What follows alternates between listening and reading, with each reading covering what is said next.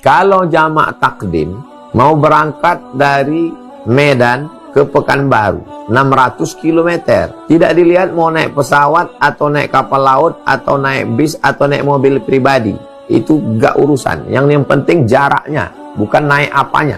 Jadi ketika saya misal mau berangkat, lalu kemudian jamak takdim, maka sholat zuhur dulu. Sholat zuhur 2 rakaat, setelah itu iqamat. Setelah iqamat, sholat asar 2 rakaat. Namanya jamak qashar, jamak takdim. Asarnya ditarik ke zuhur. Atau berangkatnya jam 11, belum masuk waktu zuhur. Berangkat jam 11, berhentinya nanti jam 4, masuk waktu asar. Maka dia ditarik sholat zuhurnya ke asar. Ketika jamak takdim, wajib zuhur duluan. Zuhur duluan, habis zuhur baru asar. Tapi kalau jamak takhir, menarik zuhur ke asar, boleh dua-duanya. Kalau dia laksanakan zuhur dulu baru asar, itu karena melihat tertib susunan waktunya. Karena menurut waktu zuhur dulu baru asar. Kalau dia sholat asar dulu baru zuhur, itu mengambil waktunya. Karena dia melaksanakan itu di waktu asar, maka asar dulu